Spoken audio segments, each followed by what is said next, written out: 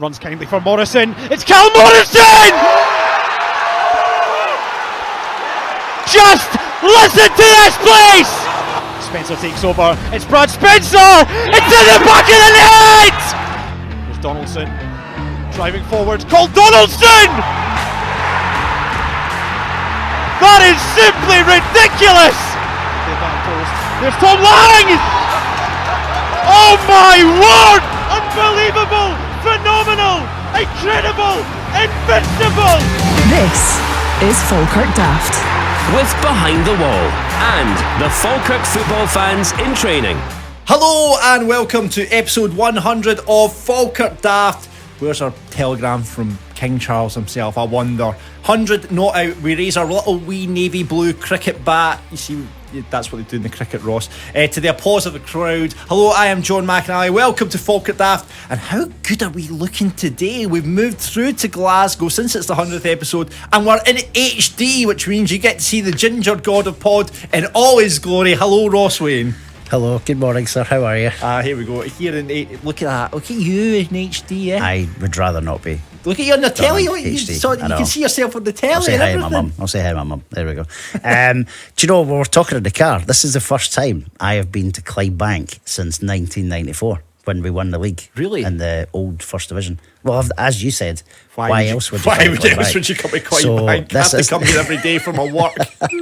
But it is cool. We've got the graphics behind us. We're in an HD LED studio. It's a one-off, isn't it? It's a wee trip. We just thought we'd do do something it. special for the 100th episode. So no, it's good to. It does feel very strange because usually I'm on the other side of the camera doing all the work, but I'm sitting where Gordon Duncan normally sits or where Stephen Mill normally sits. So it's all a bit strange for me. It's different, isn't it? Plus, we normally do on the podcast on Zoom, so like we're normally sitting about in our pants, so we can't do that today. Yeah, well, can't do that today. We are because I'm.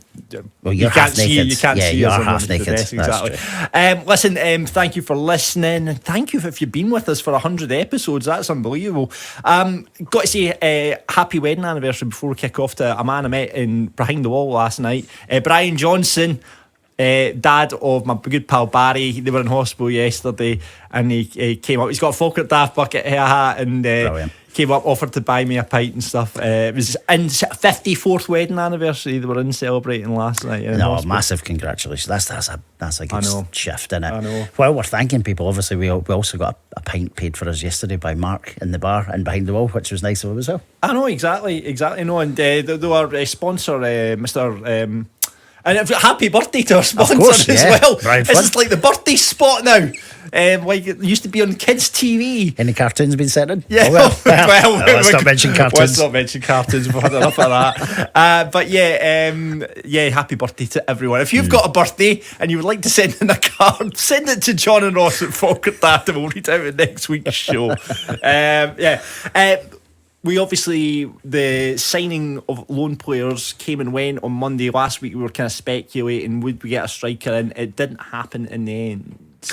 No, based on the interviews that we've heard from John, he was looking for a particular quality of player and he's not been able to get one in. He's obviously tried. He's said that 2 or 3 times in the last couple of weeks that there was money there to go and do it. He's not found a quality. There was a few names being rumoured. I heard the names Bobby Wales, which we know how well he did at Alloa last season, but I think he's been getting his game for Kilmarnock, and I also heard from Kilmarnock Innes Cameron as well, who would have been a very good fit if we'd managed to get him. Yeah, either of those. Probably more so Innes Cameron because of his stature and his height and stuff. But listen, it's Kilmarnock's prerogative to say no. They might not say no in January, and I'm not saying that that's who. Obviously, John McGlynn may have different names on his list, but if that's an available backup or someone who can come in and fight for a jersey, that wouldn't be a bad signing as well. But no, we're going with what we have, and on the basis of yesterday, the shirt is Gary Oliver's to lose just now. I mean, we'll talk about Gary Oliver's performance, 100 appearances for Gary. Indeed. As well. We'll talk about that as the podcast goes. We've got our guest pundit here this week as well, Elsa I think she's been on 2 or 3. This might be her 4th time on the podcast. I think 4th. I think it is as well. Yeah. So she's going to be our guest pundit, one of our favourite pundits. So I'm glad Elsa's going to be joining us to talk about the Ayr game a bit later on. But before we get into that, thanks to our sponsors, the Falkirk Football Fans in Training, T8s, supporting each other through football, making memories. You arrive as opponents, you leave as friends, and you get great friends. We're meant to have been in hospitality with them yesterday, but we had to cancel, unfortunately, which is a shame.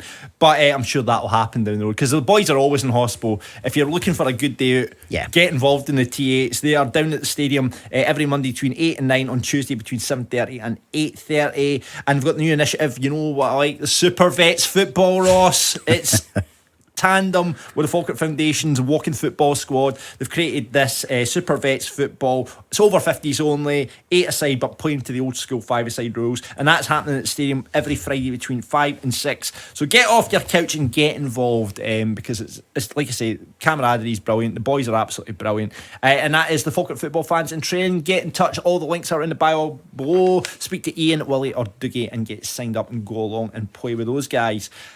Stuff going on around the club. Talk about the women that have fortunately exited the club last. Yeah, we were doing the podcast while the game was going on. Then the girls got beat 4-1 in the end.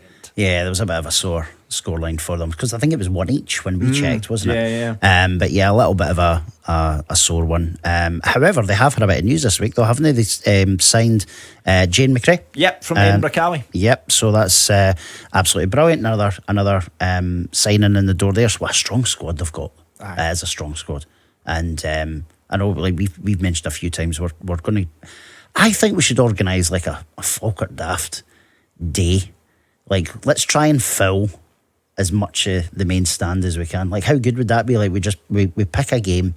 Yeah. Obviously, it'd be brilliant for them to get big crowds every home game, but why don't we pick a game? What a great idea, Ross. Let's do that. Let's do that. We'll speak to Stevie and the rest of the troops over at the World Cup when we're working out what the best game to go to would be. But that's a great idea. The girls are away, but the game will have happened by the time you'll hear this. They're playing Glasgow Girls at Strathclyde Park today, so we'll catch up on the results next week, because we're recording a bit earlier than normal this week. Falkirk podcast is out. The club's own podcast is out. Colin Barrows does a great job on that, and he's speaking to the backroom and the coaching staff. So Andy Tannehill, Blair Doughty, Cammy McAndrew and big time Chris McGill discussed their roles at the club. I've not listened to it yet, but I'm very much looking forward to hearing what Chris has to say. It's a really, really good listen, John. Like, brilliant insight into not just what they do. Oh, is it really football geeky stuff? A little bit. No, it's a good mix. It's a bit geeky with the tech side of things, but also in terms of like finding out about the guys,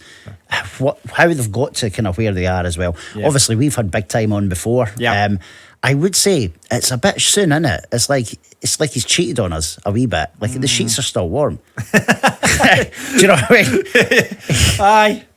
I don't think he's his friend anymore. But after slagged him off last week, picked him out for putting the Falkirk Daft logo on upside down last week. Yeah, and you're hoping to get stuff for your dinner. I know, I bet it'd be nice. Chris, I love you. So yeah, go and catch that out wherever you get your podcasts. Dylan Tate's been named Player of the Month for September, as voted for by the supporters. Couple of contenders probably through September, but Dylan Tate, worthy? Yeah, very worthy. He's had like a phenomenal start to the season, and I love the like every part of his game. So he's a brilliant player, technically very good. He's passionate. He wants to score goals. He wants to pick out passes. But I also quite like the wee, like, nasty wee guy side of him as well. You would hate, you know what? You'd hate to play against him, wouldn't you? As an opposition supporter, you'd hate him, wouldn't you? Of course you would. Yeah, if he was playing for another team, you'd absolutely... You'd be like, what a little shit. This Aki's game coming up. God. If there's a betting system where we can get like him to score and be booked, sent off. Well, you'd hope he wouldn't get sent off, but you'd love him to score a goal, just go right over to that small pocket of Hamilton fans in the corner of the stand, giving it whatever he wants to do. Just go and join them. Like, just jump the barrier and go in, mate. That would be brilliant. But what a player, deservedly that. See, when you saw the scores though from September, it doesn't read well on paper, because obviously we got beat from Stennismere. Like, you know how the club put the graphic up, right? Yeah. So there was the loss to Stennismere, which was a great game. No. There's the win over Airdrie, brilliant. They've then got the loss to Celtic. Now that doesn't really show how well the but game on was. paper it's 5-2, yeah. Aye, and then obviously Wraith the Rovers, Wraith game. So yeah. as a month, September wasn't brilliant, but Tate massively stood out. There's others that could have got it as well, but for me, Dylan Tate was just phenomenal. That's why Green Day wrote a song about it. Wake me up when September ends. There we go. Yeah. Anyway, Falkirk Football Club is considering introducing a new free-to-join membership for supporters groups, and I'm looking for feedback from the fans. This is something that Paddy's involved with in the commercial team. So they're basically looking to create a formalised membership for supporters groups, clubs and buses, and it's the proposals going through. It'll be once per year supporters club reps meeting with the club, open a line of communication between SLO and supporters groups if not already in place, opportunity to reserve season ticket holder tickets for high demand away matches, and have a page. There's a lot of good stuff going on. It seems like a good idea on paper, this. It I does. don't know why people wouldn't want to do this. Well, yeah, exactly. 'Cause especially with it being free, and there's loads of supporters groups. Like, I don't think it'll be limited to. Well, you would assume supporters buses will join, Yeah. but I bet there's groups of people who like not from a formalised supporters bus that get together as well. So I think this is really, really good, and. Yeah, it seems like a no-brainer. Sharing information for like the supporters buses was one of the things they mentioned as well. Remember they used to do that in the Herald, like the back page of the Falkirk Herald. Like, remember when we're going back to last week we were talking about the season ticket books, and now we're going back to the Falkirk Herald. You know, it used to have the supporters club. It's true though, because it was a staple because star rating. Yeah, well, exactly. This is what we brought back with Falkirk Daft. Herald star shot. Did they still get the staff though? I don't know. I've not bought a Herald in a while. That's terrible. I know. That's terrible. When was the last time you bought one? I think I bought one for the Waynes when they were getting their school picture or something. Actually, that's probably the last time. My mum buys it every week though, so I must check it out, see if we've still got the star shot. I hope we have. I preferred the Herald though, when it was like the big massive, you know, when you had to actually like go and sit on the floor to read it. Yeah. But on the back page was brilliant because it was mostly all Falkirk, and you'd have a bit of Stennisby in the corner, a bit of Shire in the bottom corner. Came on juniors. Maybe 2 or 3 pages in.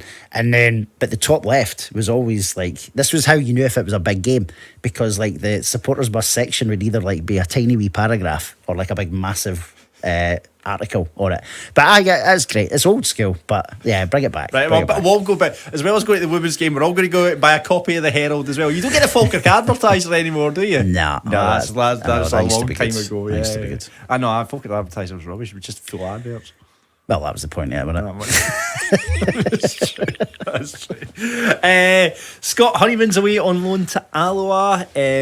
He's a lad that's got big potential, and I think that'll be a really good test at Alloa. We know like they've taken a lot of good young players. Like when you look at, obviously Bobby Wales was there, Tyler Stephen, the boy Sutherland who was at St Mirren. I think he just went down south for big money as well. Ross McKeever. But it's a really good place to develop players, and you know, League One, Scott, that step up for Scott is going to be great for him. No, it's a brilliant move because obviously he was with the Shire previously, and he got rave reviews, loads of man of the match awards, scored goals. I think this will be a perfect loan move for him. Yeah. Is it for the full season or is it January? It's just till January at the moment.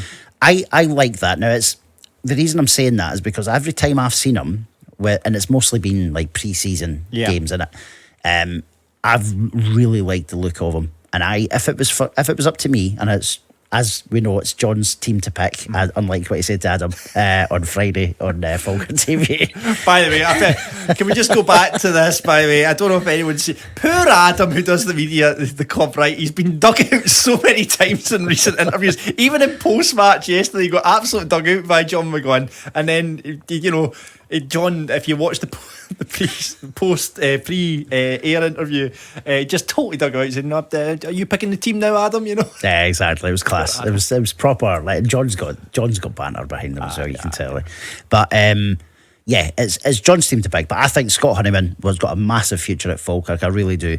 I would like to see him come back and fight for potentially a place on that squad, because he's obviously not been getting on the bench. Well, he's the problem with him is he's got Alfie, because he plays on the right, doesn't he? Yeah. So he's got Callum and Alfie, and then potentially Calvin Miller's been playing there as well. So it's tough. It's tough. But listen, he must learn so much, and he'll still be training with Falkirk, I assume, because Alloa will train in the evenings. So the days where he's not training with Alloa, he'll probably be in and about the stadium. He'll learn an awful lot for these guys, but I really like the look of him. I think he's got something about him. Yeah, no, absolutely. I don't know what term his contract. He got another year to maybe to run after this season? Hopefully. Yeah. Because you wouldn't like to see him. You do really well, No. and then obviously Goes away. So fingers crossed. Got to thank for our sponsor. We were in there yesterday behind the wall. We took advantage of the bus deal, which is great. £10 down to the stadium, pint afterwards. It was £5. £5 on a away game. £5 a home game. £5 a home game. Oh, that means I've transferred 10 quid to you, so you owe me a fiver. I thought it was 10. You're at it, Ross Wayne. You're a tight get, aren't you? Oh, jeez. So £5 down to the ground, back up on the bus. Ross didn't go to the ground game afterwards. Didn't go back to behind the wall afterwards. So I got his free drink voucher as well. So I had a couple of pints of Yarrow because I thought it was just Madry, Aspel, and the Starapramon. But then Big Brian said, "No, you can have a wee ale as well." And Nice. Thanks there you very go. much. I'll have a pint of Yarrow, please, barkeep. There we go. No, So it's a brilliant deal. So yeah, absolute brilliant deal. Get there and. You know what we keep saying? Why would you not do that? Yeah. Bust down to the ground, pint afterwards. What a great partnership! Absolutely, no, that's fantastic. As you said, £5 for a home game, £10 for an away game, unless it's Ayr or Greenock, where it's £12.50. But that offer, as we keep saying, still applies. You'll get back to the behind the wall. You get a pint of your choice, or even a cheeky wee ale potentially.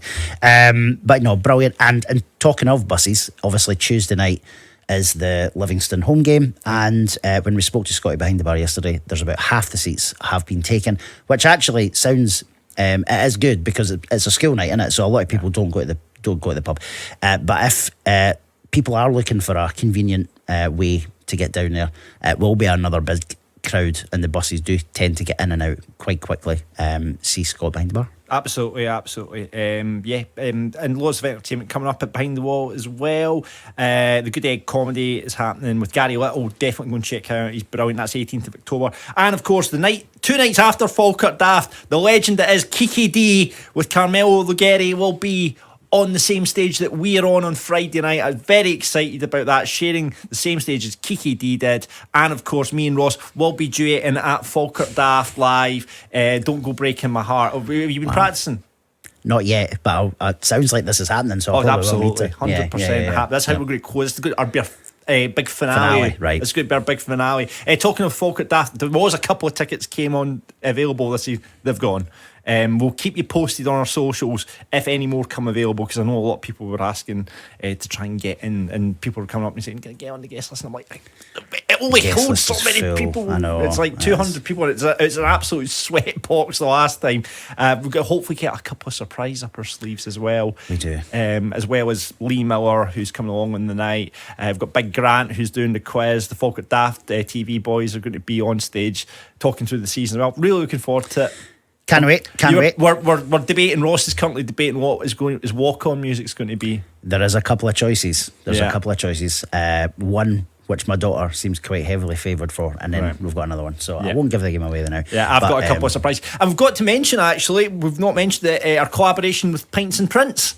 Yes, so that just got launched on Friday. So check out our socials. We'll add the links here as well. So collaboration with Gordon Hall's Pints and Prints. Brilliant website. Loads of t-shirt options on there. Yeah, I got a Latapy one, which is amazing. It's class. Love it. It's class. Loads of Falkirk stuff on there. Scotland as well, for those that go away with Scotland. Loads of brilliant options. But there's 2 Falkirk Daft t-shirts. So if anybody is looking to get one and wear it on the night, order as soon as you can. But yeah, there's a navy t-shirt, a black t-shirt with the Falkirk Daft logo, and then we've got the traditional Highlander option as well that you can see on the screen there too. Yeah. I've got a special t-shirt made up for Falkirk Daft Live, which will be unveiled on the night. I cannot wait for that, by the way. But yeah, that's all what's happening at the club. But let's get into the game yesterday, and we're going to introduce her. She's our guest pundit. She's been on here. This will be her 4th time. So I'm going to click my fingers right now, and magically Elsa Fantini will appear, much like Elsa in Frozen. Way! Look at that. That was magic, Just wasn't by it? magic. There we go. There we go. It's great to see you in person. Were you just seeing your Zoom screen? This is your fourth time on Falkirk Daft. I know, I'm coming a bit like hospitality, but it's on the podcast. That's true, absolutely. But we've changed up the questions because we know about you, Elsa. We've heard all your Falkirk memories. So who's the worst player that's played for Falkirk? I knew you and you're were going gonna to now Elsa's too nice. She's going to be like Scott and just duck the question. I've come up with an alternative answer. Okay, right. Okay, here we go. So I can't do the. Let's be honest. There was a whole squad under Hartley that we hated. So let's not go there. But if I was to say it's more about the connection with the players, right? I'm going to go back to the last squad that Yogi had, and he was a bit of Marmite character, I think. Burton O'Brien. Oh, he was Marmite. And it wasn't. It was him and Stevie Lovell. I just didn't really connect with them the way I did with some of the other players in the squad. So they weren't bad players.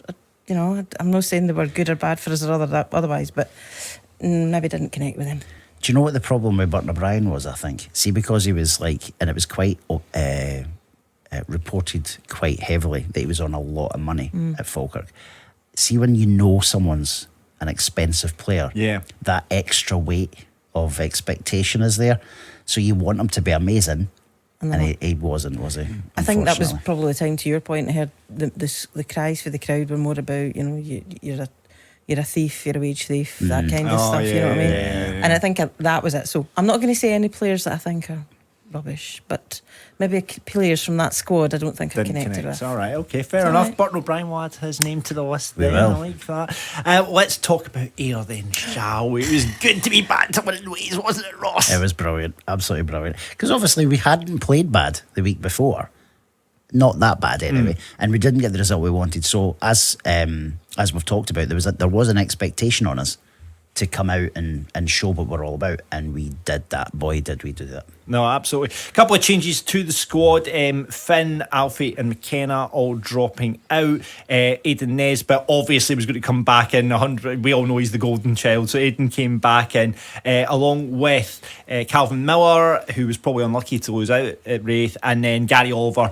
coming in to play the 9 as well, and making his 100th appearance for Falkirk. I can't believe that. Yeah, there must be a few players who are coming up to their 100th I was about to say cap there, but it's not a cap. Gary's been 3 seasons. This will be his 3rd season with us, would it be right? Yeah, would that be right? That's right. So we know Leon McCann's already had his. I'm thinking back to like that time.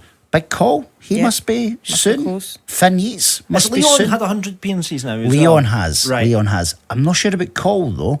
Who else was that first season? Hendo must be not Finn Yeats. You forget Finn Yeats was like one of the first signings from John.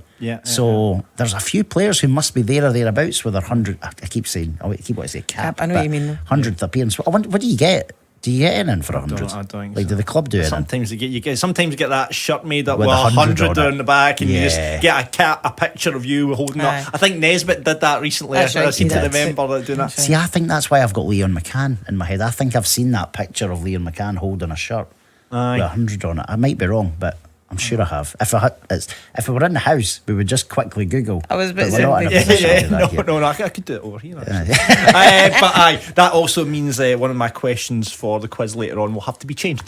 So there we go. Brilliant. But let's talk about the game then. So those changes were made. Aidan Nesbitt, I think, was a shoe-in to come back. And if Aidan's fit, Aidan's going to play. I mean, yeah. He brought energy. I think for me, I'm a bit with Ross. I don't think we played badly at Kirkcaldy. I just thought it was that final thing just didn't click. There was something just slightly off. But I thought when Nesbitt came on for the last 10 minutes last week, he was good, and I thought he's got to be starting.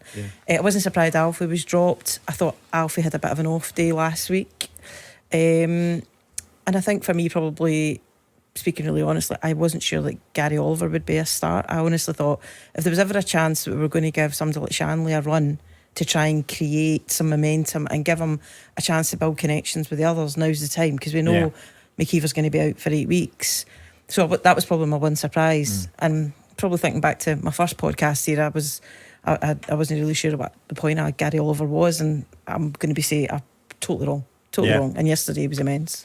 I know, it's interesting because I think there was a lot of critics on McKenna's performance last week because he was playing in a an unnatural position for him as the 9. So Gary's probably a better fit in the 9, and he had a great game yesterday, Ross. He did. He fitted in perfectly. And obviously we're going to critique the game in a second, but the pass for the first goal was just absolutely sexy, wasn't it? It was like absolutely beautiful. But he was just all round, and he deserved his standing ovation that he got yesterday at the stadium, which was brilliant to see. 6,000 fans, almost everybody up in their feet for him. Brilliant. First chance I had to look at Luke Graham yesterday. When he came out for the warm-up, I was like, jeez, he's a big boy. He's a honey monster, isn't he? A big boy. Yeah, I like him. I do. By the way, yesterday, what a colossus that boy was along. And Hendo as well. I thought the two of them, and we'll get into Falkirk Daft right, because I think it's a real tough question this week. But I thought he looks like a player. He does. We were talking in the car coming through about the whole Drago Rocky thing, and I just think he's a big lad, but he knows how to play football, doesn't he? Like, see when he gets the ball down, like he probably more so last week. He went on stepping out, made a couple of mazy runs. But in terms of yesterday, what a partnership it was between him and Big Hendo. Yeah, as Coll said, Big Hendo. He's just he looks like a player who's been playing for years, not just in that team, but in general. And I think, based on what we've seen so far, he looks undroppable. Now, at some point, we're going to have Big Sexy Tam back. We're going to have Coll back. It's you can't wait for that day. But it's a big problem, and as we obviously it's John's problem, isn't it? And Adam will probably remind Adam and media will remind John of that it is your problem, John. But I think that what a good position we're in, and I know we've got injuries, and Saki went off injured yesterday. Hopefully he's all right, but it's all fitting so well. I mean, I was going to say, John, I was just going to say, I think it feels like when McGlynn's making signings, he's not just going. When you think back to the days previous under Gary Holt, and we had the bus turned up with all these rejects. It's like we're now in a position where we're making really considered signings that are going to fit with not just the style of play, but the type of personality. He just seems to your point, he's fitted in. Yeah. And I thought yesterday it was like, you look at him and Hendo together. Hendo was screaming at him a couple of times, but it was great to see. But watching his recovery runs as well, him and Keelan Adams have both got a bit of pace about them. Yeah. Which I think if we want to progress, and clearly we are, that you need that pace at the defence. It can't just be sitting on the 6-yard box right in front of him. I said that interesting. There was one point I think a boy got beyond him, and Hendo had to come over and cover him and knock the ball out, and Hendo went daft at him. But you could see Big Liam like talking him through all the game. To be fair, he doesn't know if he needs much talking to right enough. No, but listen, that's where the experience of Hendo and in fact everybody will come in brilliantly for him, because they will, and Brad Spencer in front of him as well. They'll be talking to him, making sure that as well as patting him on the back when he deserves it, giving a kick up the backside if it happens as well. No, outstanding yesterday. Bright start from the Bairns, and it was a bright first half for us yesterday. Ayr didn't really, they had a couple little spells, but all right from the off. I mean, 8 minutes gone, like you said, great ball through from Gary Oliver, and a great finish from Ethan Ross as well. Yeah, obviously the keeper slips very briefly, and I don't know if that had any bearing on the goal happening, right? However, the pass, the speed that Ethan went through at, the wee dink, did it go through the boy's legs? Yes. Is that right? I don't know if it was, I couldn't tell from the highlights, it was through his legs around the side. Yeah, it was a really nice goal. Can we talk about Ethan Ross's Alice band though? We have to. We have to. Come on, Ethan. It's Johnny Lawrence from Crackhead, isn't it? Well, funny you should say that, because Sean on commentary in the highlights did make reference to that. I said, he just said, "Yes, Sensei." Oh, yes, Sensei, that's classic. Yes, but it does. He's channeling his inner Cobra Kai. What was the Cobra Kai motto again? It was strike first, strike hard, no mercy. That was Ethan yesterday. Striking first, striking hard, no mercy. Come on, Johnny Lawrence. New nickname for Ethan Ross, Johnny Lawrence. I love it. But no, a great finish from Ethan. And then they came close, and there was a player that I kind of marked out before the game. I think he's been one of the best players in the championship season, Marco Rooster. I was really impressed by him in the middle of the park. We actually spoke to Fraser Wishart, who was covering the game for radio. Name dropper. I went and spoke to Fraser at half time, and he was saying he would do really well on a Falkirk side. And seeing the more I watched him, I was going to agree with it. I thought there was only one player in that team yesterday that would actually get anywhere near our squad. It was him. Yeah. Because I actually thought they lost the midfield battle by a country mile. They were nowhere near it here, and it was just that whole thing. Roos was the only one that I saw actually trying to play a pass or trying to find a ball through or be on the end of something. But the rest of them were missing. I thought Ayr looked okay going forward. At the back. The midfield, not great. Young boy got bossed by Ethan. He did. He's as a watcher, he's come with a lot of plaudits this season as well. And I think Scott Brown said in his post match as well that he was going to have to learn. It was a tough day for him. It was a tough day for him. Speaking of Scott Brown, though, fair play to him. His post match interview very complimentary towards Falkirk. He obviously said, in his opinion, he got his team set up wrong. Yeah, Oakley not starting was a strange. I assumed when I got into the ground that I'd just see George Oakley playing there, and I was like, thank God he's not playing, because he's a menace, absolutely big. I mean, you saw him coming off the bench, and I don't think he did that much when he came on, but no. I was quite happy that he wasn't playing from the start. No, I was as well. I expected to see his name on the team sheet, so that was a bonus.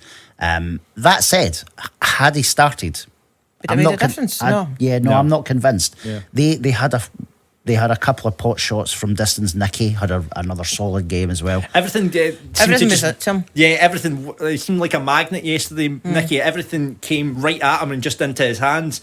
Yeah. There was one bit he did brilliant for a low ball went across the box, and Nicky just got down to it and hooked it in. I thought it was really, really good. His distribution yesterday was excellent as well. Fantastic. His confidence levels look night and day compared to last season. Aye. Do you know what it is though? I think, and this is where I had my issues last week. Sam and Nicky, obviously that interchange, it was month on, month off, and I didn't like that. I think, like you say, confidence for a goalkeeper is going to come with just getting games consistently, because there was weeks where one of them was keeping a clean sheet and then the other one was coming back in. And I think, like you say, that just that run of games is really helping Nicky. So it's good to see. But yeah. What we talked about Marco Roos, he pulled that shot just past the post. Nicky was diving across to get it, but yeah, that first half we created a lot of chances. Ethan should have had a second. Great intricate play between him and Nesbitt, and he hits a shot, comes back to him, and it was one of those ones where you go and you'll kind of cheer and you think had it's that in. gone in, it was one of the goals of the season contenders. By it, just beautiful play. I would like to see, and I don't think there's an angle of it from anywhere, but I would have loved to have seen like how close it was to going in, because Ethan Ross looked absolutely distraught that it didn't go in. Yeah. So it couldn't have been far away at all. And that, had it went 2-0 at that point, which was maybe 15-20 minutes in, we could have potentially went on and scored 3 or 4 just in the first half alone, because they were done. Yeah. They were done. Yeah, Calvin Miller obviously had the chance as well. Good save from their goalkeeper. 19-year-old. Again, another surprise for me. I think he was only 19 years old. That boy looked like a wee boy as well. Harry Stone, a goalkeeper we were apparently was on his way to Falkirk, and then Ayr came in at the last minute and grabbed him. He started on the bench yesterday as well, which surprised me. Yeah. To be fair, for the height of the keeper, he actually came and got quite a few crosses. But you don't know what's going on there. Scott Brown, like, I only see what you see on social media, Pine Bovril and Twitter and stuff, right? Scott Brown seems to like to change his lineup quite regularly. Like, he'll drop somebody for the sake, well, not for the sake of it, but in his opinion, he's dropping someone, bringing a new person in. The stability that we have is probably one of our biggest benefits, I think. I don't know if that whole kind of ethos of this sort of squad rotation thing, and look at what happened to to Naismith at Hearts. I can get this kind of modern phenomenon in the game, and you can see it. But if you're Pep Guardiola and you've got that big kind of squad, well, fine, that's great. But if, with all due respect, sitting in Scotland, you really need to do that. Yeah. And you should be playing to the strengths of your team. And I think when you look at, to your point, what McGlynn's brought us in the last 2 seasons, it's that consistency. There's been times it's been a bit of a blind spot, or sometimes as fans we've felt that he's maybe retained players in the squad. But you've said it already, and I agree with you. We don't see what's on the training ground, and he ultimately picks the team that he thinks is going to win. So yeah. The 2 teams that are always on the team sheet, Tate and Spencer, thought again Coming to Falkirk Daft rated, I just thought they were so on it yesterday. With like the pressing, there was a couple of points. There was a chance in that second half where I think Brad Spencer pressed so high, won the ball, and had a shot which just went over. But I thought Tate and Spencer just controlled that midfield. Yeah, they really did. It was another brilliant performance from the two of them. They covered every blade of that pitch as well. I don't know how many. I was trying to count up how many times Spencer made an interception. Yeah. Did you see it? Like a toe here, a boot there. Yeah. You would see an Ayr player just about to pass or whatever, and the foot came out, and then there was an interception, a breakdown. We would get the ball, off we go again. It was great. And he was doing that in the last five minutes as Still well. going. Do you remember near the dugouts? He broke up that attack. Yeah. And played a ball through. I think it was to Shanley. I think down So the wing. good. It really is. Like, I think these players are. I'm glad we've got them at Falkirk, but they should be playing on a level higher than certainly Spencer. Well, listen, let's hope they are. Well, exactly. Let's hope they are. Exactly. So first half, it just felt at half time though. I just felt like one of those games that they could get something, say 60, 70 minutes, and it goes 1-1. And I think, no, it just felt like one of those games with the chances that we missed in that first half. But second half, again, we just come flying out the blocks once again. It was a great counter-attacking goal from Falkirk. Yeah. Calvin Miller did really, really well. Find the space. Ethan Ross there on the left-hand side. It was just beautiful seeing that winger-to-winger. So Calvin cutting inside, feeding it into Ethan, and cutting in onto his weaker right foot and just passing it into net. Great finish. Really composed. And I think that's the thing you're seeing in Ross now. He's getting a run of games. His composure in the ball and him now scoring goals is great. I thought Miller had a better game today than he had yesterday than he had last week. I still think I prefer him on the other side. I think we just lose something in him. But I must admit, I was sitting there going pass. I thought he'd taken too long, and then when he finally just rolled the ball in front of him, I thought this has got to go in. I was off my feet before it went in. It was great. It was one of those things where you knew it was a goal before he's actually. I did felt that way, didn't it? The crowd senses it as well, and. Yeah. Just like you say, you're standing up like when that ball gets fed into him and he cuts inside and you're like, oh, and then the brilliant finish. And you trust him to do it as well because he's now shown plenty of times, and I would need to check how many goals he's now on for Falkirk in total. It's not going to be a huge number, but the ones he has scored, they've all been really good. They've all been really well worked, and he knows where the back of the net is. Absolutely. Remember that goal bounce for Martin? I do. Oh, that was nice on his the volley. Yeah, and his left peg. He had a good one against Montrose last year away as well. Remember? Do you know that was similar though? That was very similar. That's the one I remember. That's the one. His composure told. You can see somebody sclaff at that or absolutely batter it. He didn't. To your point, he just passed it into the net. It was great. Yeah. Scenes. Johnny Lawrence. Yes. There you go. I wonder if you could get a Falkirk Daft sponsored headband for Ethan. That would be quite good, wouldn't it? That would be. Oh yeah. Yeah, that would be good. Falkirk Daft one. Falkirk Daft, Johnny Lawrence style. No strike first. No strike mercy. Hard, no mercy. I love it. Absolutely love it. So yeah, the second half there wasn't as many chances in the second half as Ayr kind of settled into it a wee bit more with the changes they made. But I thought we didn't look threatened really at any point. No, we didn't. We limited them to pot shots from outside the box, really, apart from that one in the first half that you mentioned, which from our angle was close. I think Nicky had it covered, but it was just past the post. But no, we really did limit them. And Scott Brown, go back to his interview, he said that, didn't he? He was like, the Falkirk press was just so on it, and his players just did not match up at all.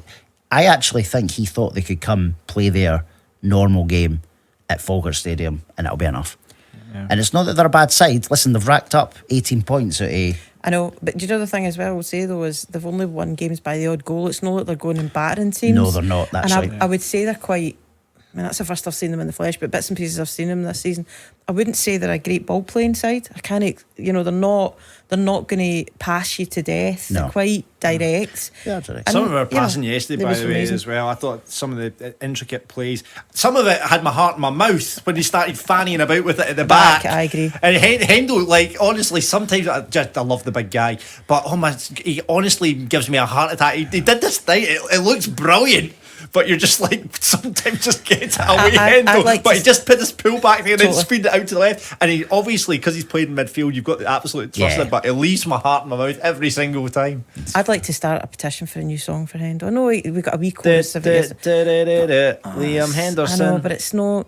I just thought yesterday, back to the Falkirk Daft rated, there's a number of people, but I just thought he was immense. Yeah, I thought he was yesterday, outstanding. and I would like a proper big Like a Hendo a chant. Hendo chant. he deserves or like Can we a- just go Hendo? He No, needs that's something not that's good not quite the enough. same. No, that's not good enough. No, it's not good The enough. ultras though, like They're doing great. What's the new song they've got, by the way? They started singing it yesterday. I can. Now, Ross, you've got the words, haven't you? I You've got did. the words, the I words, reached yes. out to Andy Gilchrist yesterday, and he sent them on. And I Right, think I so sent them to you it's, actually. yeah, it didn't says, "Oh, Ali, Ali." Is it?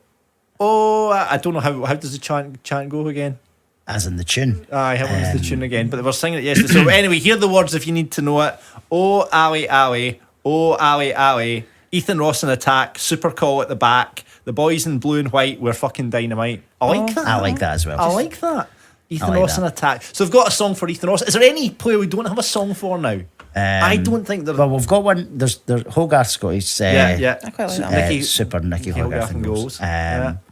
Right. Keelan Adams has. Keelan got Adams one. hasn't got a song, has he? We've got one for Hendo. Yep. Got one for Coll. now. We'll need one for Luke Graham. Aye. But is there some the Rocky theme tune? That was. I don't know. Wait, I don't know why you're pulling this Ivan Drago. looks like Ivan Graham. Drago. He's got Do a you think point. he looks like a guy? No, Ivan but Drago? it was a point yesterday near the dugouts, right? And he barged the boy out the way, he got the ball away, and then he just looked at him like with disgust. And it was like that bit where he goes, "If he dies, he dies." Do you know what I mean? And I just like that for me. They're big Drago. Yeah. Right, That's okay, right, big okay, Drago, Drago big it Drago. is. So we need to work out who we need the songs for. We can maybe do that at the Falkirk Daft Live. And maybe we could get everyone in the room. We'll have a big brainstorming session. Yep. We'll make out some new chants at Falkirk Daft Live. Sean Mackey went off injured. Listen to John's post-match. I don't think doesn't sound like he'll be available for Tuesday. It doesn't sound that bad. It was something with his ankle. But Yeah. I've got Mr. McCann sitting on the bench, who's been obviously very unlucky not to have. I love Wee McCann. Oh, he's great, isn't he? I just love him. I put him in my pocket. Is Take Leon, him home with you. has Leon got a song? No, Leon Do you remember the really bad one for Neil McCann? McCann can. We can't. No. We can't bring Leon that back. McCann can. No. Ole, ole, ole, ole. Leon McCann can. No. No, it's not happening. No happening. But fingers crossed, because obviously what Sean brings is that physicality. Yeah. Leon, however, like even when he got on yesterday, getting forward, He was balls brilliant. into the box. Well, that was you what I know. was about to say. I thought in the second half that did actually change dynamic a wee bit when he came on, because both him and Keelan Adams. I Yeah. was saying to Ross before we started the show today, it's like I was really surprised that the highlights didn't have some of the bits towards the end of the match. It was these That fantastic ball, those crosses. balls are whizzing across Whizzing the across, box. going. Oh. They need to just toe in, you know. I said that during the game as well. I thought if Big Ross had been on the park, I think we might have seen a couple of those being converted. There was also a header at the back That's post, right. which fell for I can't remember. Was it Gary Oliver? I think maybe had the header at the back post. I thought if Ross was on the park, I think he's maybe testing the goalkeeper a bit better than that. But I do think there was so many balls, like you say, Elsa whizzing across. And it was both of them. Yeah. It changed the balance slightly, and it's not to say Sean Mackey can't do that, but you're right. I think he's got that physical presence, but I think Wee McCann brings us something. Aye, I completely agree. He better on get a that. goal this season. I want to see the wee man getting a goal. No, the wonder goal that he scored a couple of seasons ago, something like that. But he's a great player. It's true. That is just his one goal so far, isn't it? Yeah. That's who was that against again? Was it He was the only Peter player not to. Henderson? He was the only player not to score last season, wasn't he? That's Leon? right. Which was a shame. Yeah. Listen, full time whistle went 2-0, and it absolutely deserved, doesn't it? Yeah, absolutely. It was 2 going on 5. Yeah. And shout out. I know we talked about it earlier on, but massive shout out to the crowd as well, because the players feed off the crowd. The crowd obviously feed off what's happening on the pitch. But nearly 6,000 home fans again yesterday. Brilliant to see. The players must get some lift when they run out of the tunnel. I mean, a sellout, that is really a brilliant, absolutely brilliant. The fact they've sold out the home end. And fair play to Ayr as well. You know, a team was a that good probably crowd. is about 2,200 the average, maybe 2,500 At home, the yeah. average at home. They brought a great crowd, just under 1,000, I think. Yeah, That was good. 970 something, I think Yeah. it was. And obviously Scott Brown, going back to him, he's post-match interview, he talked about the Falkirk fans. He said he reckons the Ayr players were maybe a little bit spooked, by the crowd, the noise, what was going on. We need to use that to our advantage. We have been, but we need to keep using that. Obviously, we've got Livingston on Tuesday night, another massive game. There won't be a big away crowd, so the home fans will be the ones making the noise. At least there's not got the Livy drummer. Jesus. I hate him. He might bring a drum. Oh no! We like our, see, the thing is, we like our drum because it works and it brings in. It's only used sparingly. That's the drum. the point. It's not constant like the Livy drummer. It's just used sparingly as and when. I'm going to be honest, I was a total cynic. See, when I heard the kind of ultra section was getting created and the weird drum, I was like, oh no. I was exactly the same. Like, I was like, unless you're Dave Grohl, you shouldn't be playing the drums. I was moaning for East Calder. That was me. I was like, I can't do this. I have to say, I think the Ultras they've transformed the atmosphere in the stadium. For me, I can't remember the guy it was on last season from the Ultras, and he talked about, Kieran. The grumblers. The grumblers, the ones that are grumbling. And like you, Elsa. Just, no. I'm a half full person. You Eeyore. Eeyore. It's that whole thing for me that just changes the atmosphere. So when we do go a goal down or we something doesn't go quite right, you get they just get right on it. They're just for me it's totally changed the tone. Do you know what the great thing as well? I was speaking to someone yesterday as well. Like all the young team that are going right, they've got pals that are Rangers and Celtic supporters that can't get into the Green Brigade or whatever happens at Ibrox, and they can't get that atmosphere because you can't get a ticket or what have you. So a lot of them started coming along to the Falkirk games and in with the team there, and that suddenly the buses aren't leaving Glasgow or whatever. Young team are coming to the Falkirk games and maybe fall in love with the club. And it just creates the next generation support, and I think that's why you're seeing the crowds go up because of the Ultras and the effect that they've had. They bring atmosphere to the stadium. They bring, all the guys we go to the football with. All the young boys have left us now and grown up and went away to the Ultras now. Got their silk scarves on. Exactly. I think it's a really good point though, John, because if we sit just behind the family section in the main stand, and what you're seeing now is the young kids at primary schools have all got their Ultra scarves on now, and they're watching what the Ultras are doing and they're replicating it. They want to be part of it. They're repeating the chants. When the scarves come out, the section's definitely grown as well. You could just see there was yesterday there was they were just hanging round it because there's not enough seats there, so that whole section is now just the Ultra section, and it's just growing and growing and growing, so it's great to see. And like I say, next season as well, trying to get a season ticket for the South Stand will be really hard. Very, very, if at all, because obviously the full stand is pretty much, you'd assume they'll renew if they can, and there'll probably be a waiting list at some point as well. I suspect so, because all the kids will want to get in. Brilliant, 2-0 to the Falkirk Bairns, and that puts us, one more goal would have put us top of the league, but 2 games in hand. Yes. So it's a big week ahead. Big week, and we'll talk about that just in a bit. But first of all, let's hear from Mr. McGlynn.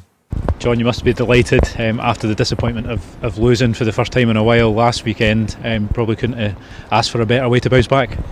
No, you're right, absolutely. A bit of pressure on us today. There'll be a few doubters thinking that that's a bubble burst and we would disappear into the, yonder. So the guys have produced, and they've produced again. Great performance. Look, we started the game in the front foot. We take an early lead, a good lead, a really good move with Gary slipping a ball in behind for Ethan, which is again, it's something that we worked on during the week. So it's really nice when it comes off as well for everyone involved. On the front foot, creating opportunities.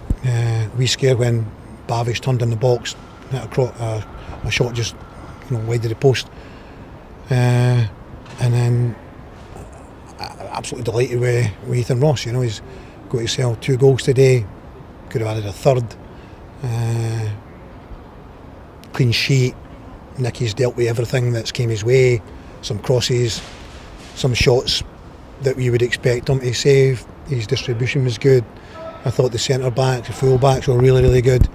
Keelan, I'm sure he's got a go on him, that lad. His shot in the second half wasn't so far away, and he gets forward so many times and gets in behind the opposition defence.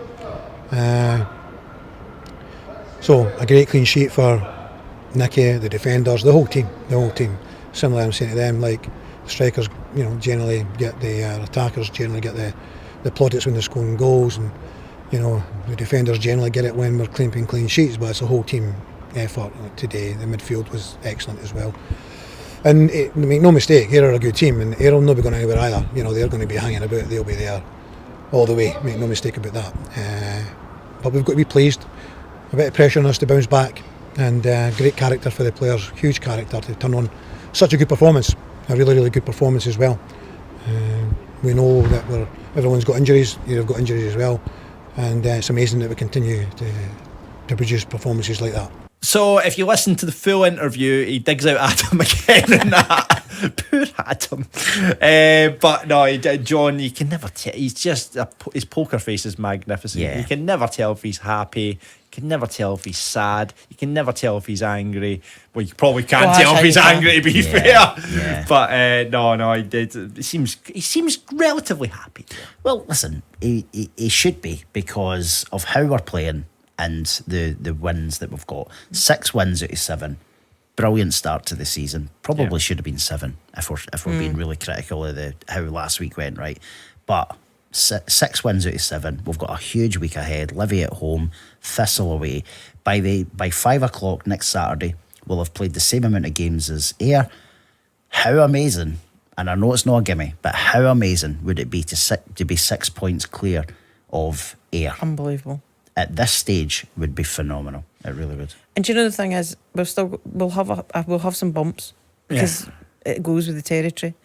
I'm interested I'd to see rather Livingston points on the board now. So for me, the 2 games in hand are not a gimme, but I think, to your point, we should be confident enough to be able to say this time next week we should be in a good place. I'm interested to see Livingston, because the only team I really haven't seen yet. They're flying under the radar. They're flying under the radar. They are flying on the radar. And when you look at them, we'll preview the Livingston game with their only supporter just in a wee bit. But no, Livingston have got a good squad there, and they've got cash, because obviously the parachute came down from the Premiership. You've got about $1 million. They've got off-field issues, however, but we'll find out all about that. But yeah, that's the only team, because at the moment, and this is me, you know me, half empty. Ayr. At the moment, I've not seen a team as good as Falkirk in this league. Not yet. And we've obviously got two I mean, teams. Ayr were obviously, I was really interested to see Ayr. They obviously beat us in the League Cup. Yeah. That was the game that we hit the bar and post so many times. But there's been nothing. Thistle, I mean, when they came to stadium, I thought, well, they'll be good. Albeit they missed Brian Graham for that match, but yeah, no, they were. For me, I'm still going back to day one. I think Queen's Park are the best team that we've played so far. I know we won, but I'm not going to hold that against them, because the worst team, in my opinion, that we played so far was the team that beat us, which is Wraith Rovers.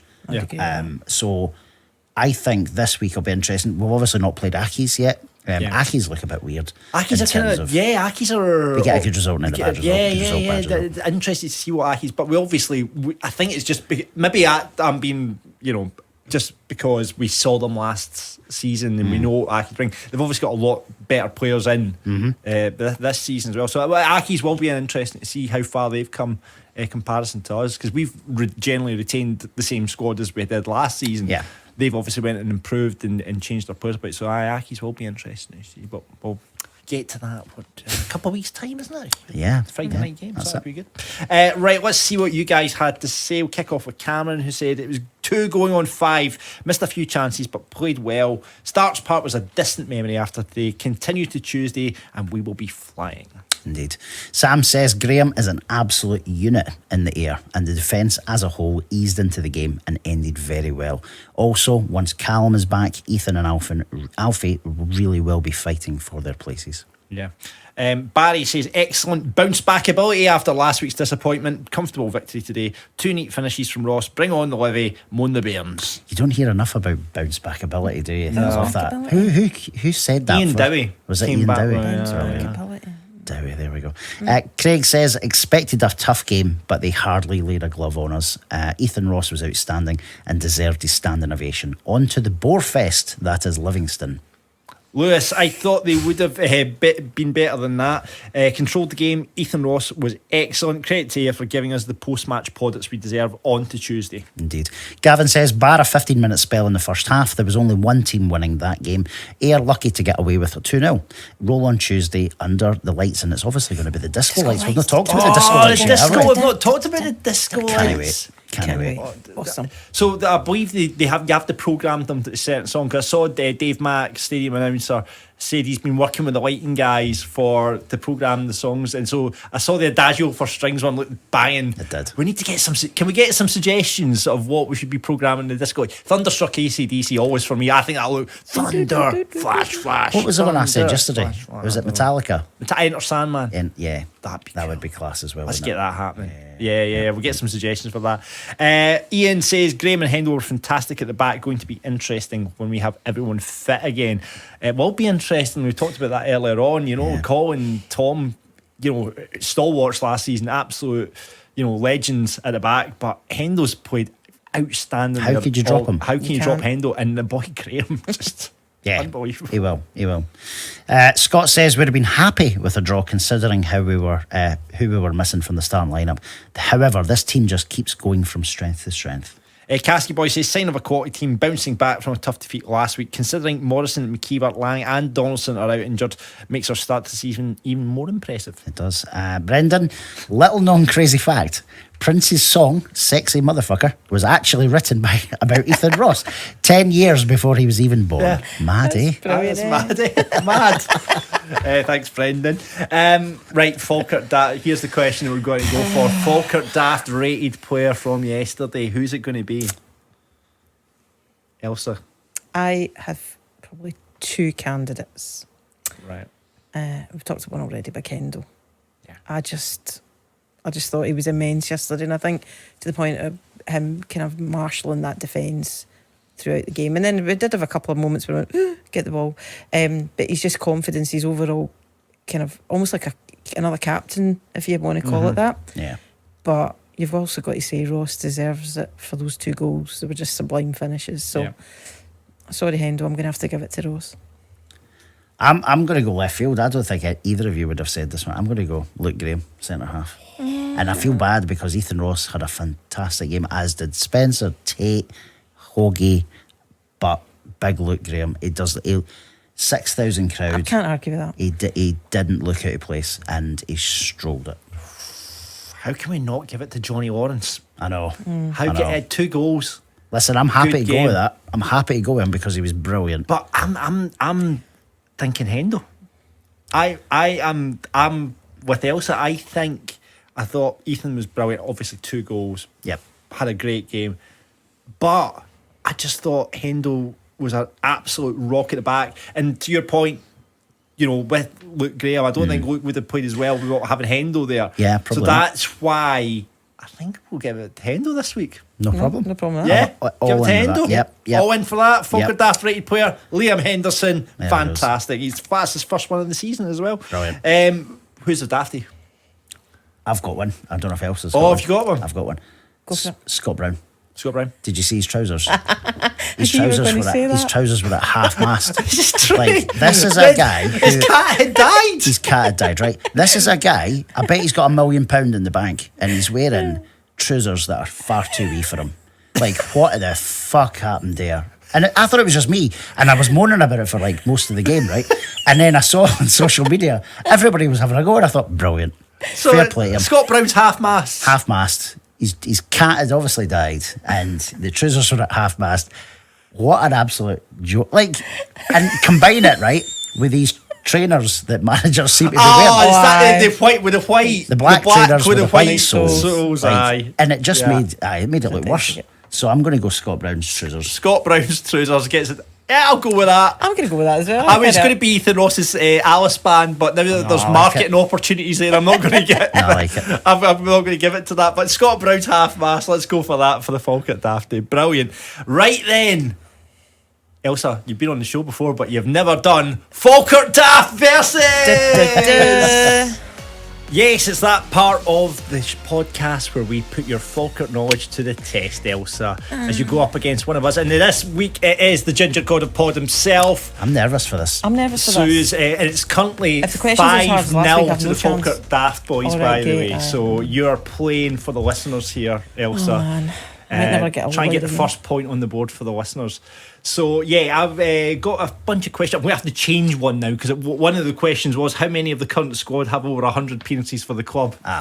And we've obviously established that already. So that would be 4, wouldn't it? Callum, Aidan, Leon, and now Gary. Yeah. There we go. So, Gary goes. so Gary goes. So I'll get one on the hoof depending on how it goes. Right, here we go then. Right, okay, he's ready. So Ross, you got to write down your answer. Elsa, you can give it to me verbally and not watch Ross is writing down. Okay, right, here we go then. First question on Falkirk Daft versus this week. Who is Falkirk's record signing? Who is Falkirk's record signing? You keep your answer. Ross, write yours down. Us signing somebody else. Yeah, Okay. record signing. Oh God, I've no idea. I'm thinking it's an obvious one, but I'm is Oh, there well, maybe- it's obvious for some, not obvious for others. right. Okay. Is this a transfer fee we've paid? Uh-huh. Okay, I've no idea. I'm gonna have to guess. Right, Right. okay. You've got some written down. I've got Elsa, some what are you written going for? I'm going for Mo Johnson. Ross? I've went with Crunchy. Both wrong. Oh. Derek Ferguson. Signed from Sunderland by John Lambie.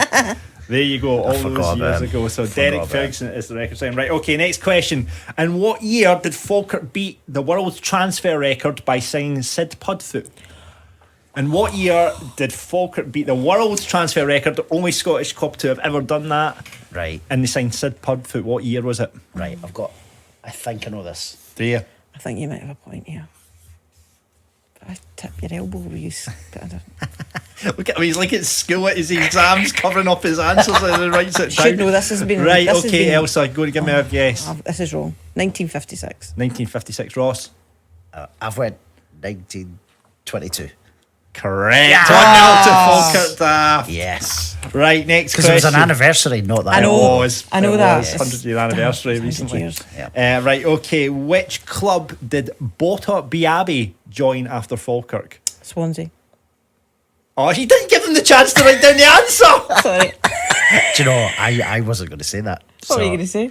I don't know. I didn't have I thought Huddersfield, but that was wrong.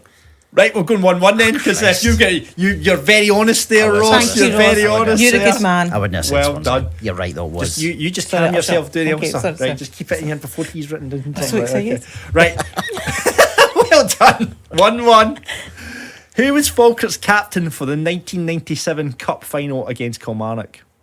Who was Falkirk's captain? Who led out the team in the 97 Cup final? Now, yeah. Right. Write something down, Ross. Yeah. Right. Okay. I've got an answer. Write it down now. I've got it. It's written down. It's written down. Elsa, I have no idea. None. let's have a stab in the dark. You just I'm going to just say Crunchy. I know it wasn't, but I'm just going to say that. what are you saying, Ross? I've said Crunchy too, and I've already written his name. Fuck! I've just realised who it Both was. wrong. It's Jamie fucking McGowan. Innit? It's James McGowan. I'm absolutely raging with myself. Like I'm not even. Like this isn't a you and Cameron hissy fit. I'm So actually this is fucked the off. this is the Am I getting your head with saying Swansea? Seriously. this is the final question then. So if one of you gets this right and one of you gets it wrong, we've got a winner here, right? Marsh is making And buttons I'm here. happy to make it. I'm happy to make it on the hoof because my Right. question, the other question's null and void. He's going to trip me up here. All right, I wouldn't do that. Yes. Yes, yes. Right, okay. I'll on the hoof. Talking of the '97 Cup final, who scored in the semi-final first game before the replay? Who scored the Falkirk goal in the first game in the semi-final against Celtic? So first, the 1-1. The 1-1 game. Who Right. scored the Falkirk goal in that game? I know this, Elsa.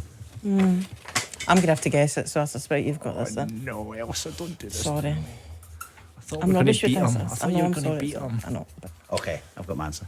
Guys, look at his little face. Look at his little smug I know. face. This better be right now. after Oh, this. really hope it's not. I'm making a guess here. I think it's Paul McGrillen. Paul McGrillen scored the goal in the replay. What have you written down, Ross? Kevin James. Ah!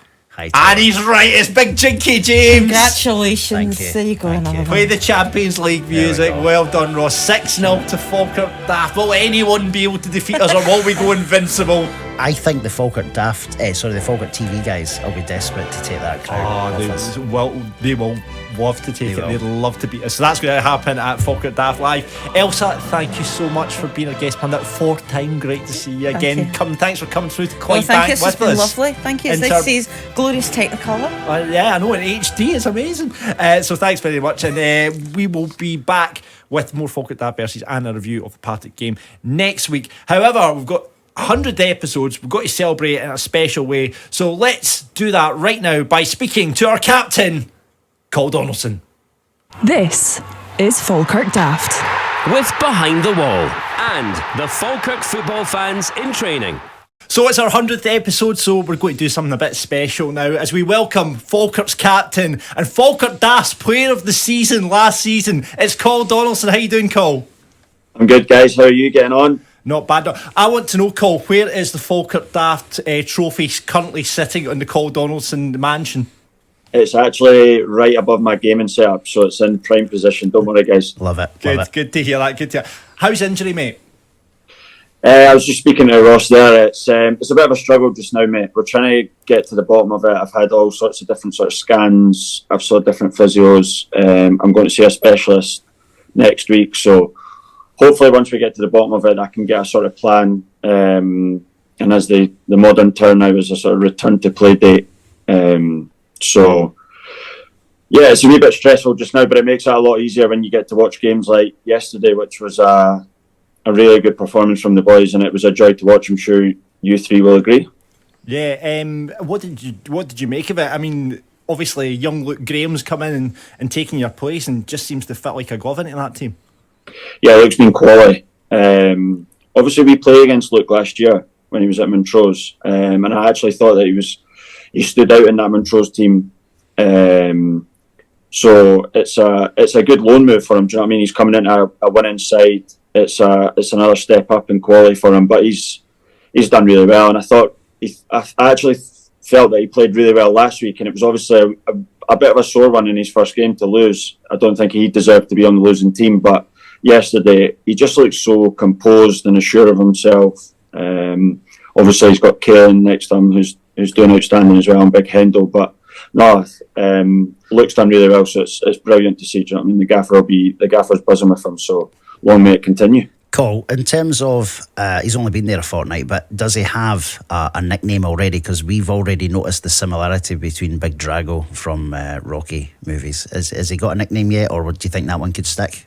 I don't think he's got a nickname. It's a bit like me, do you know what I mean? When you're that sort of size, you just get Big put in front of your first name. So it's Big Luke, Big Coll, and Big Hendo, do you know what I mean? It's just, it's the three ones. He's a bit of a quiet lad, but he is starting to come out of his shell a wee bit. It's a bit of a daunting changing room to come into. It's full of idiots, to be honest. So I saw Hendo having a couple of goes at him and talking him through the game yesterday, but he's like you say, he seems to have settled in really, really well.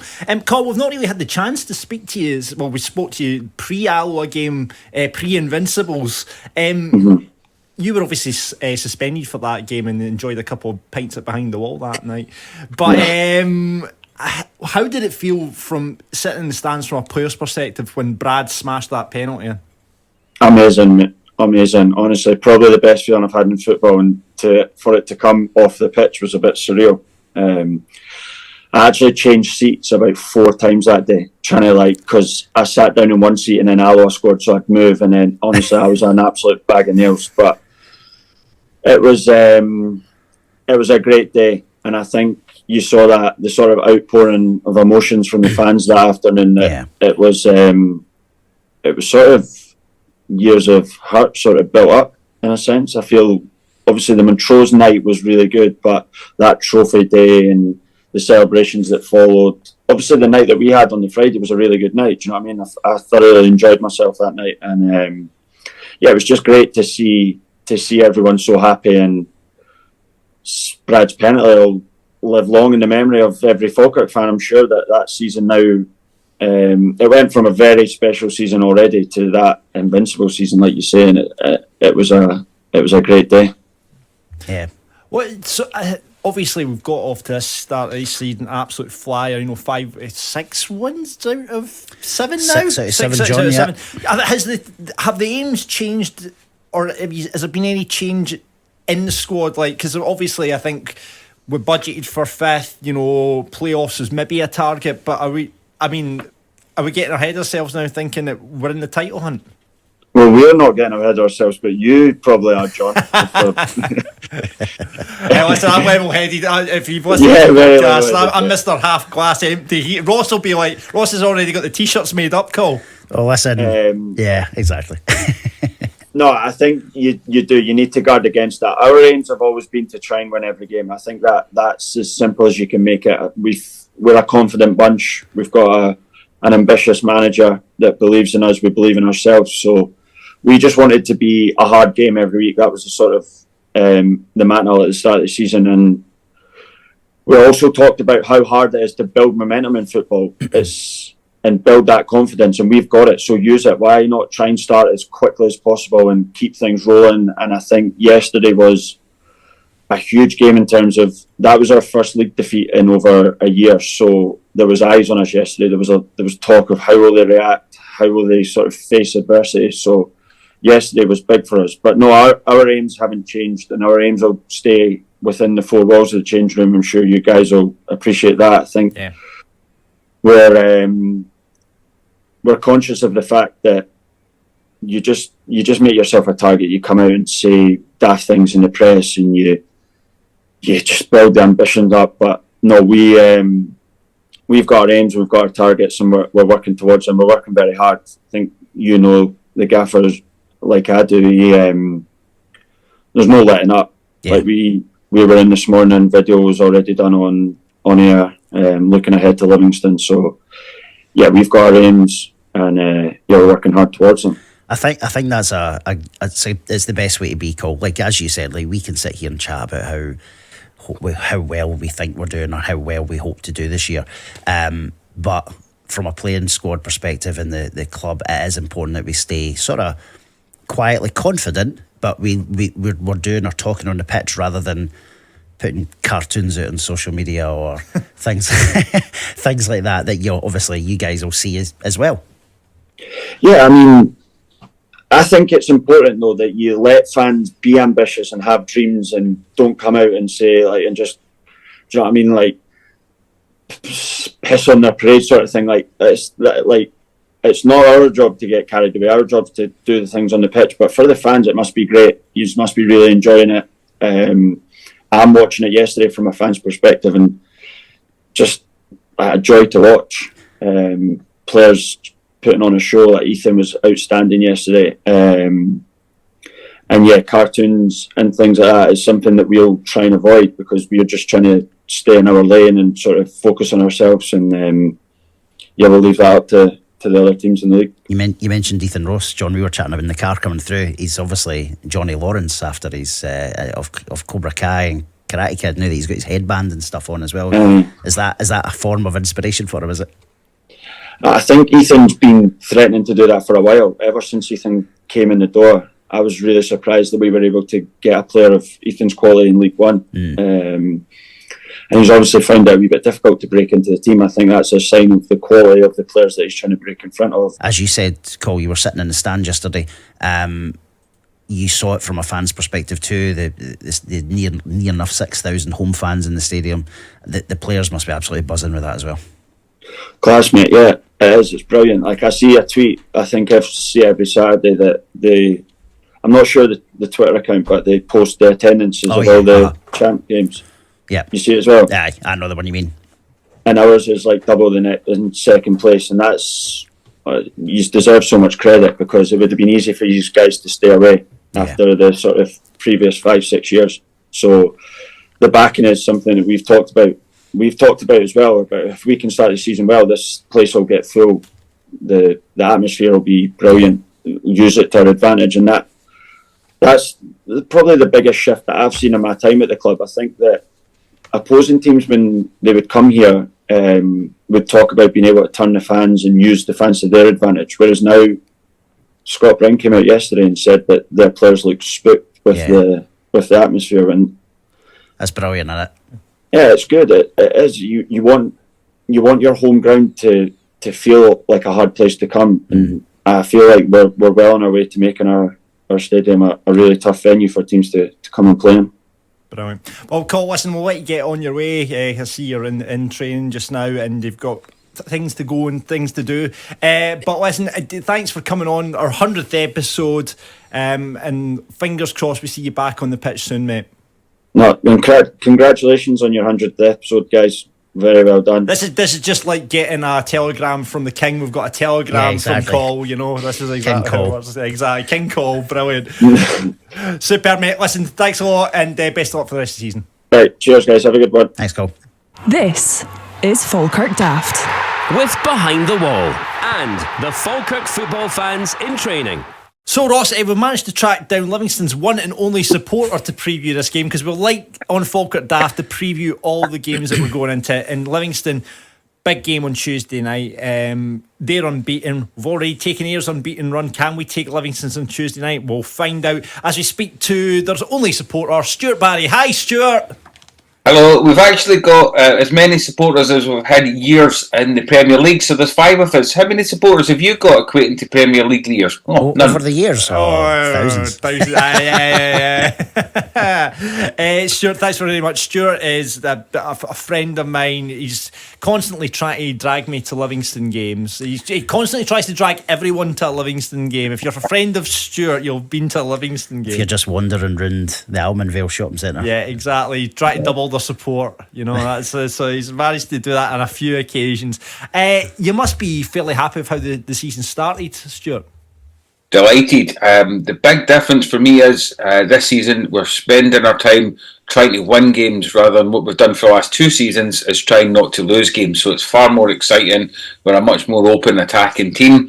Defence is solid, but we go forward regularly. So that's an absolute blessing to see that. I guess for supporters there is that, isn't there? Like, because Livingston have done very well. You know, Martindale obviously just known for just keeping you guys up there.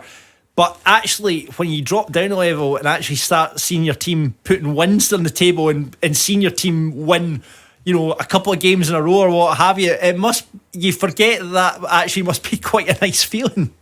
We'll start off at the basics. Seeing goals, that's brilliant. We scored 3 goals the other week, and I think we have to go back, and somebody might correct me on this, to when we beat Hearts 5-1, to the last time we scored more than 2 goals. So seeing 3 goals is brilliant, and it feels better. It feels more, dare I say, our level. The standard in the Championship is really good, but the games are really good as well, so that makes a difference. Stuart, see, in terms, when we were doing a bit of prep for the podcast, we're looking at a look at the squad that you've assembled this year. It's a strong squad, isn't it? Yeah, definitely. Yeah, I think Davey's done really well, and for years of saying how little money we've got, we're the easy jet or the easy budget, we're the Lidl, the Aldi of the Premier League, which is all true. This year he's saying he's got a competitive budget. He's not saying he's got the best, but we've got enough good players in there. We've kept some of the good guys from last year, brought some really good experience in, and we've got some really good young players. So really happy with the squad is, and what we're in 2 months in, gelling together nicely. Who have been the standout players for you this season, Stuart? I think for me, Scott Pittman is reinvented. He's our longest serving player. He's also a most capped player, or the most kind of appearances, and he's just been a revelation again this season. I really like Jamie Brandon in midfield. McGowan at centre half has been brilliant. We really needed stability, and he brings it in as well. The fullbacks are decent. We've got some really good quality, and Liam Soul, who's really tricky. Robbie Muirhead for me is probably the guy that surprised me the most. I think he's been brilliant. He's really good going forward, got a good goal threat, a good bit of aggression about him as well. He's been good, but the star man is Stephen Kelly, ex-Rangers, really good, dare I say, silky footballer, which I know for a Livingston team's a bit of a misnomer. But he's been great pulling the strings in the middle of the park. So, you know, I've named most of the team there. That's because we're playing well. Yeah. I was going to actually, but, you know, obviously Livingston come with this, you know, hoofball kind of, I guess that's what kept them up there. Has the style changed much since you've been down in the Championship? Definitely. Just to go kind of back a few years, the Livingston hoofball reputation first started when we had John McGlynn as manager, and he was famous for the hoofball.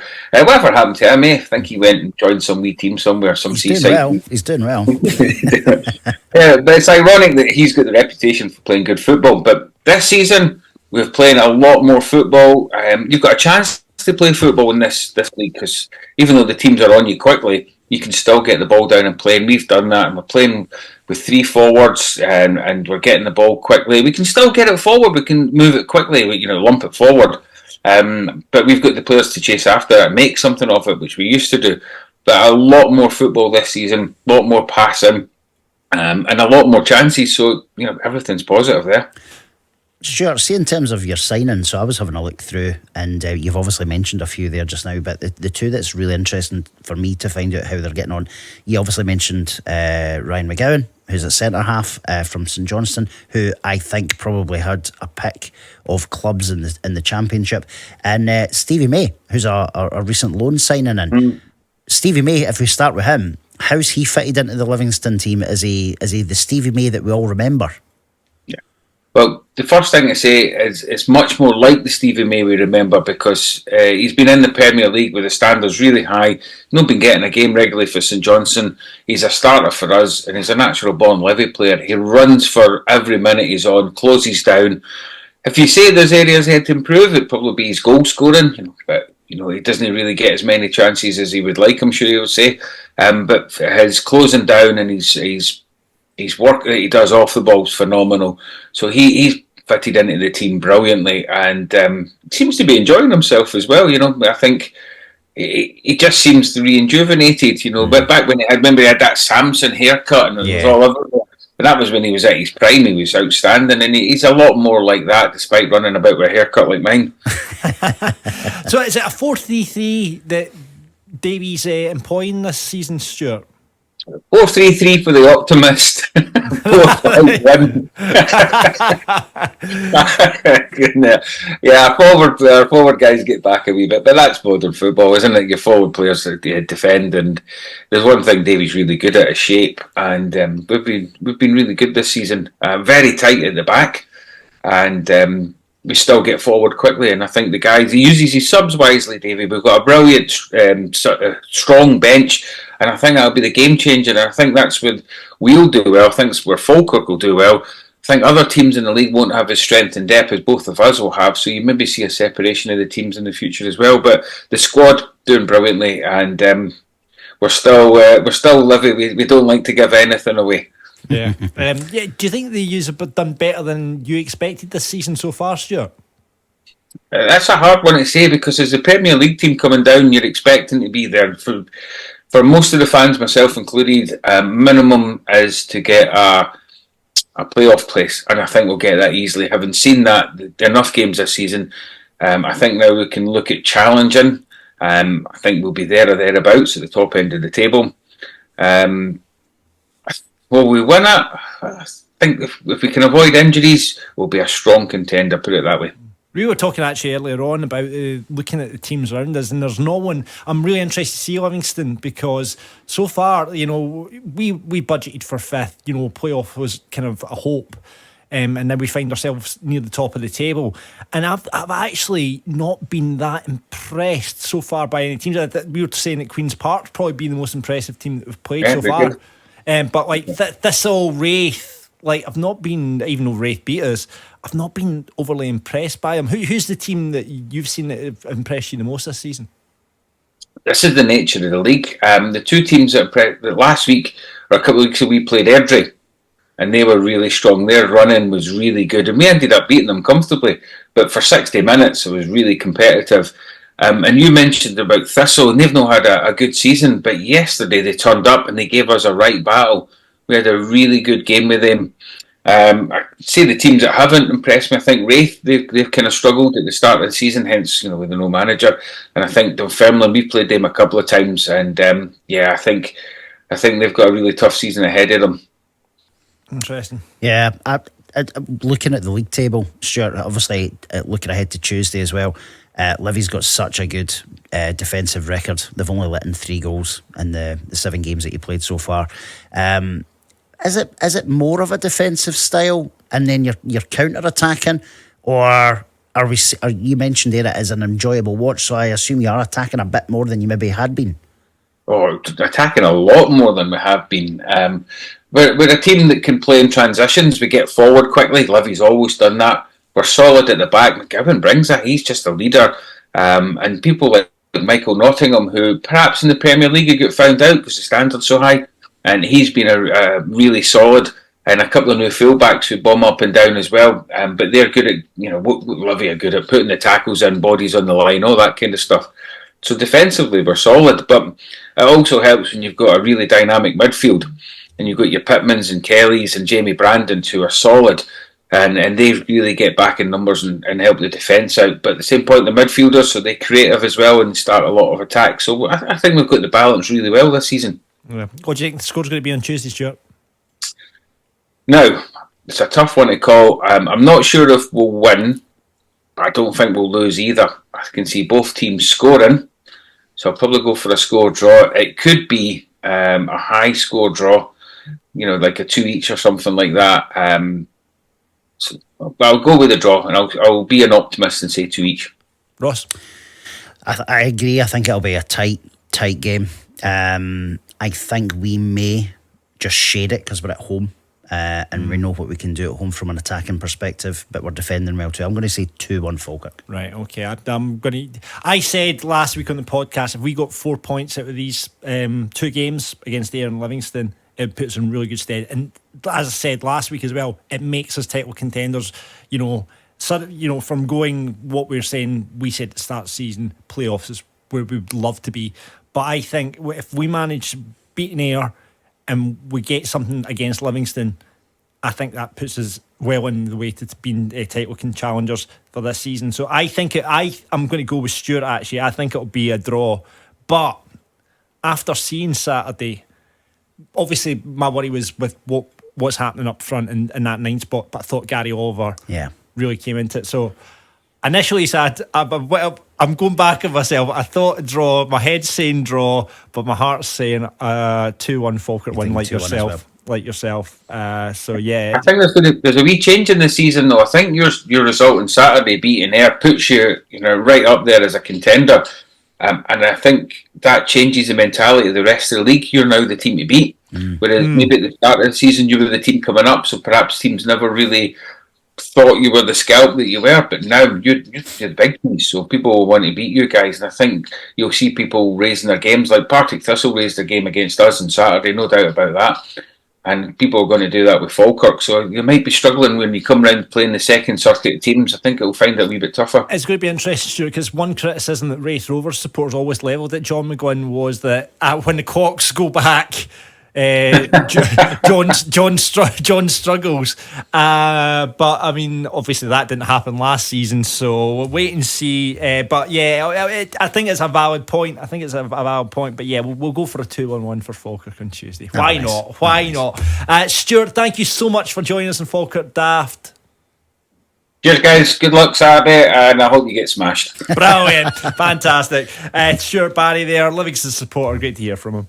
So that's Livingston on Tuesday. Then we roll on to Partick on Saturday, Ross. Yeah, it's a Partick Thistle away is never an easy game, right? Regardless of how well I'd say great that the clubs have moved it to the Saturday, because it was originally scheduled for a midweek, wasn't it? Like a Tuesday night, and then because obviously we're not in the Challenge Cup anymore now, Thistle have moved it. So moved it forward. It's a 3 o'clock kickoff though.